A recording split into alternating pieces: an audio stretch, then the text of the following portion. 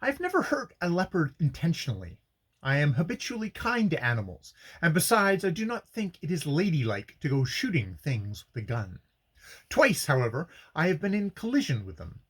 On one occasion, a big leopard had attacked a dog who, with her family, was occupying a broken down hut next to mine. The dog was a half breed boarhound, and a savage brute on her own account. I, being roused by the uproar, rushed out into the feeble moonlight, thinking she was having one of her habitual turn ups with other dogs, and I saw a whirling mass of animal matter within a yard of me. I fired two mushroom shaped I fired two mushroom-shaped native stools in rapid succession into the brown of it, and the meeting broke up into a leopard and a dog. The leopard is its great, beautiful lambent eyes still, and I seized an earthen water cooler and flung it straight at them. It was a noble shot. It burst on the leopard's head like a shell, and the leopard went for the bush one time. 20 minutes after, people began to drop in cautiously and inquire if anything was the matter, and I civilly asked them to go and ask the leopard in the bush, but they firmly refused. We found the dog had got her shoulders slit open as if by a blow from a cutlass, and the leopard had evidently seized the dog by the scruff of her neck, but owing to the loose folds of skin, no bones were broken, and she got round all right after much ointment from me, which she paid me for with several bites. Do not mistake this for sporting adventure. I no more thought it was a leopard than it was a lotus when I joined the fight. My other leopard was also after a dog. Leopards always come after dogs, because once upon a time the leopard and the dog were great friends, and the leopard went out one day and left her whelps in charge of the dog, and the dog went out flirting, and a snake came and killed the whelps, so there is ill feeling to this day between the two. For the benefit of sporting readers whose interest may have been excited by the mention of big game, I may remark that the largest leopard skin I ever measured myself was, tail included, 9 feet 7 inches.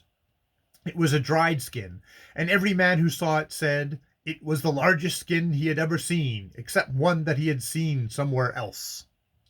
The largest crocodile I ever measured was 22 feet 3 inches. The largest gorilla 5 feet 7 inches. I am assured by the missionaries in Calabar that there was a python brought into Creektown in the Reverend Mr. Goldie's time that extended the whole length of the Creektown mission house veranda and to spare. This python must have been over 40 feet. I have not a shadow of a doubt it was. Stay-at-home people will always discredit great measurements, but experienced bushmen do not. And after all, if it amuses the stay-at-homes to do so, by all means let them. They have their dull lives of it, and it don't hurt you, for you know how exceedingly difficult it is to preserve really big things to bring home, and how, half the time, they fall into the hands of people who would not bother their heads to preserve them in a rotting climate like West Africa. The largest python skin I ever measured was a damaged one, which was 26 feet.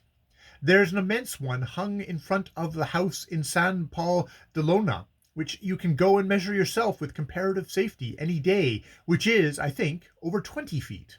I never measured this one. The common run of pythons is 10 to 15 feet. Or rather, I should say, this is about the size ones you find with painful frequency in your chicken house. Of the Lubuku secret society, I can speak with no personal knowledge.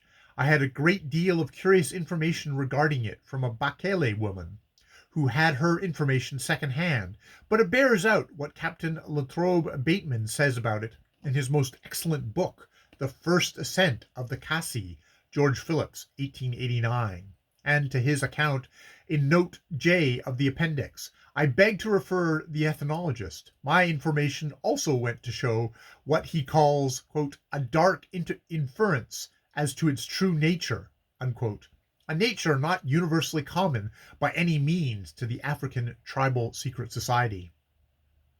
In addition to the secret society and the leopard society, there are in the Delta some jujus held only by a few great chiefs.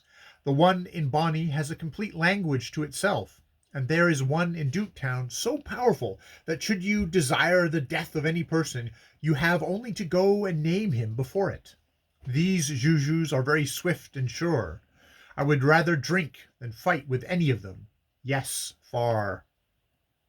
That is the end of chapter 16 and the end of Ftsh. Now we'll continue.